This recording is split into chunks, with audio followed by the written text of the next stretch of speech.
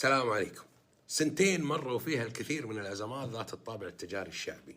في الكويت أزمة ستاربكس الشايع، في السعودية أزمة همبرجيني، وبعدها جت أزمة شاورما، وبعدها وأخيرا أزمة براندات يزيد الراجحي. الحين للكل. هذا وقت استخلاص الدروس والعبر. أكثر حقيقة تبينت لي من خلال هالأزمات الأربع هي حقيقة غياب فكر إدارة الأزمات عن أوساطنا التجارية. أسماء وعلامات تجارية كبيرة تغرق مع أول قطرة تنزل على رأسهم. غصت في الموضوع وتواصلت مع الشباب اللي يشتغلون في الشركات الخليجية والبراندات الخليجية عشان أعرف الأوضاع من الداخل في الشركات شلون يفكرون.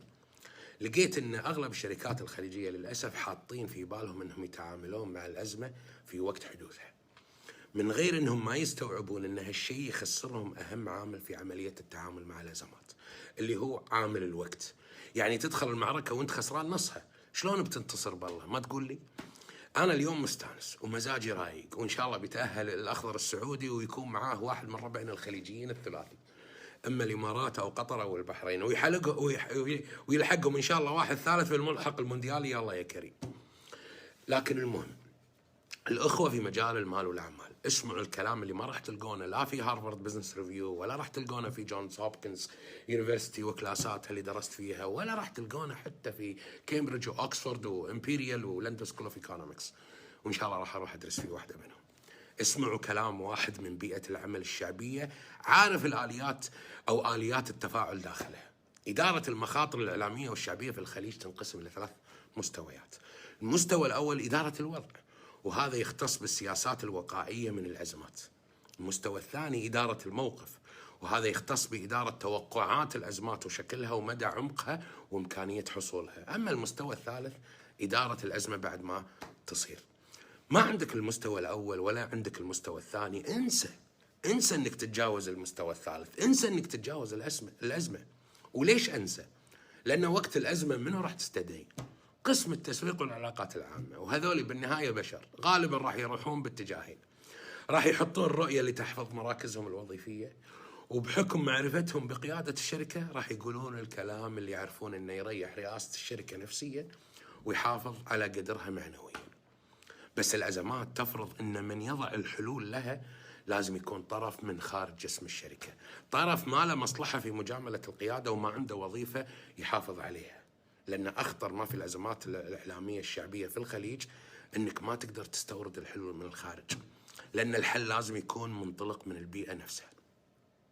خلني أعطيكم مثال أو أمثلة.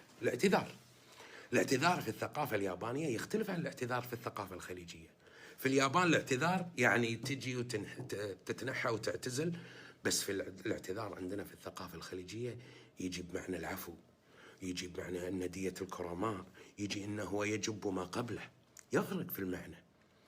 بنية مجتمع الأعمال الغربية، وين تلقى اللوبيات الحزبية والمنظمات العمالية، تختلف عن بيئة عملنا في الخليج. هم أصلا ينطلقون من ثقافة الكنيسة تقدس الاعتراف والعلنية، بس ثقافتنا الإسلامية تنطلق من الستر والكتمان. المجتمعات الخليجية تختلف حتى عن المجتمعات الغربية القريبة منها اللي حولنا. في مصر الضحكة تعالج أكبر الأخطاء، بس عندنا أول ما تضحك يقول شنو تستهبل أنت، يزعل عليك زيادة. في لبنان التغزل والمديح والرهان على المستقبل يعالج الأخطاء، عندنا بيقول لك تضحك علينا أنت. فيا أخي يا رجل الأعمال، لما تجيك الأزمة ويكون على يسارك روبرت وجون وعلى يمينك شربل ومدحت، أبشرك والله بالخسارة، نودعك مع شهدائك حيلان. وإذا كان على يمينك مطلق ومتعب وعلى يسارك نوير وسارة، أعتقد جزئيا فرصتك في تجاوز الأزمة وايد أفضل. بعطيكم مثال مهم. في معركة صفين قتل عمار بن ياسر رضي الله عنه، فارتبك جيش معاوية رضي الله عنه. ليش؟ لأن في حديث للرسول صلى الله عليه وسلم: ويحيى عمار تقتله الفئة الباغية. شلون عالج معاوية رضي الله عنه الأزمة؟ طلع للجيش وقال: إنما قتله الذي أخرجه من داره. فعاد الثبات لجيش معاوية، وهذا نموذج من نماذج إدارة الأزمة. نعطيكم نموذج ثاني منا وفينا. في الغزو العراقي للكويت طلعت إذاعة صدام بخطاب موجه لما أسمت بلاد نجد والحجاز عشان تتجنب مسمى المملكة العربية السعودية، وسرى المسمى بلاد نجد والحجاز بين شلل القوميين واليسار العربي الرقلة والإخوان المفلسين، وصاروا يتداولون هالمسمى فيما بينهم. طيب شلون كان الرد عليهم؟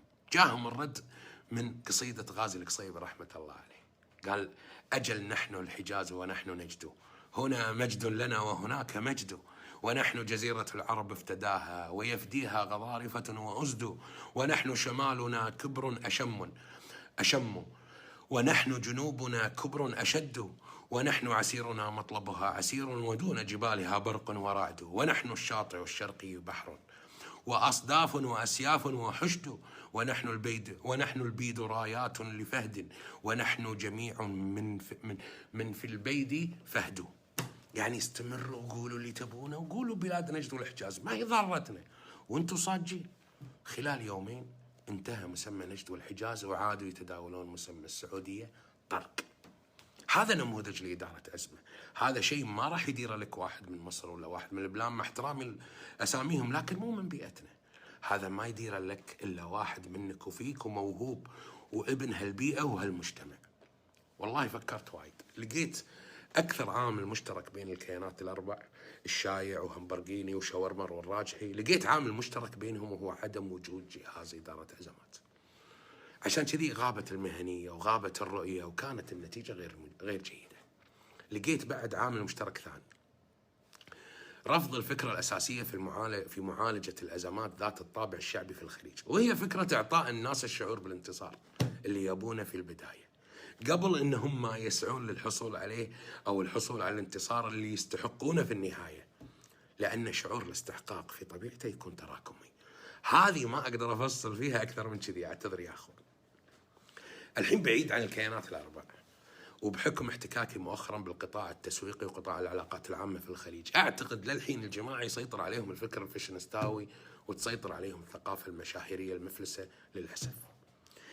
تصير الأزمة يلا دق على فلان وفلانة وخلهم يتحجون ويهدون الناس والنتيجة يطلع واحد مسكين خريج ثقافة فسخ السراويل على الهواء، يطلع يتصنع الحكمة والوقار ويحاول يقول مفردات أكبر منه وأكبر من ثقافته المشاهيرية المفلسة. منظر مقرف ومقزز. ومو كافي بعد، يجيب لنا واحد ثاني اختصاص هز ورقص ويخلي بنات يسووا له بادي كير وماني كير ويصور مستانس أبو البادي كير، وهم يحاضر علينا أخلاقيا. هزلت ورب الكعبة، مسخرة صراحة. شنو أكثر من هالقرف ومن هالأشكال تكلمنا وتعلمنا المفاهيم العليا في الحياة، تعلمنا عن الحق وعن الظلم وعن الحكمة وعن الوطنية وعن اقتصاد الوظائف، وآخر شيء يهددون الرأي العام بالقضايا بدعوى الإساءة. قسما بالله إنكم أكبر إساءة لحقت فينا كمجتمع، لكن بحمد الله جاري كنسها إلى مزبلة التاريخ. وعندي كلمة أخيرة وكلمة من القلب إلى القلب لرجل يعرف نفسه، وأنا أقول رجل لأني أعتقد أنه هو في داخله رجل حقيقي وخلوق، لكن غره الاستعراض وغرته الأضواء اللي حوله من الفاشينيستات وحوله من مشاهير الفلس، وصار من أكبر الرعاة لهم. اسمع يا فلان، وخذها من واحد يقدر اسم عائلتك ويقدرك أنت شخصيا. أنا ما نغش بالرياجيل ومعادنهم، وأنت معدنك طيب في الأصل، حتى لو ضعت في جزء من الطريق. ما فينا واحد ما يضيع ولا ينغر في فترة من الزمن أو يخطئ، كلنا خطائين. أنا تابعت مقطعك كامل وأقولها وأقول لك وأقول لكل من يسمعني، أنت ما غلط بالكلام في فيديو ب10 دقائق، وواضح ما كان قصدك تتعنصر أو تقلل من معاناة الناس أو تستهزئ فيها. مقطعك وأنا أخوك كان عبارة عن سالفة ما لها راس ولا لها رجلين، أنت براسك ما تدري إيش تبي من هالمقطع، والحين قدام الناس خذ الحلف اللي والله ما هو حلفك. أقسم بالله والله لا يوفقني أنا مو أنت، الله لا يوفقني إني تابعت مقطعك وأنا قناعتي الذاتية إنك أنت من صوب فزعة أو استنقاص، وإن كلامك كله سالفة عرب على جال ضوء، لا راس ولا رجول. أنت مشكلتك ما كانت بال10 دقائق يا أخوي، أنت مشكلتك كانت في سنوات من الاستعراض الفارغ ومن رعاية مشاهير التفاهة والانحطاط. هذا خلى رصيدك عند الناس صفر.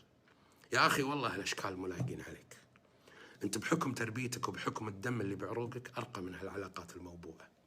ارجع لذاتك وارجع لتاريخ دمك في هالمجتمع، واترك عنك الاستعراض واترك عنك رعاية مشاهير الفلس، وهالمجتمع راح يفرح فيك وبعودتك ولجذورك السلوكية والتربوية. والله فرحة وسعادة أنت براسك ما راح تتخيلها. ما حد في هالمجتمع حطك عدو ولا أحد حاطك خصم، بس أنت للأسف وضعت اسمك رهينة مع أسامي والله ما نتشرف ندخلها دواويننا، لكن الرجال اللي بداخلك نتشرف فيه متى ما لقيناه، لكن قبلها هو لازم يلقى نفسه. يقول سعد الحريص: أحيانا ودي أطيح من التعب وأزري، وتشيلني عزتي وسلوم جداني. وإن جدانك والف نعم والله، وسلومهم تشيلك وتعزك. يا فلان، العطر الحقيقي والله هو سيرة أهلك الطيبة العطرة، اللي هي جزء من سيرة الطيب في هالمجتمع. وهذا والله البراند ما عليك من الحكي، وهذا البراند اللي أنت منه وهو منك وهو منه وإحنا منه، وأنت ما تتخلى، يعني ايش اقول لك، وانت ما تخلى من هالعطر، ومهما صار تظل عليك ختمة هالبراند. يقول خالد الفيصل وختم كلامي فيه: كل يعود له لصل جده ومرباه، وراعي الشرف يشرف والأنذال يهبون. شوفك على خير.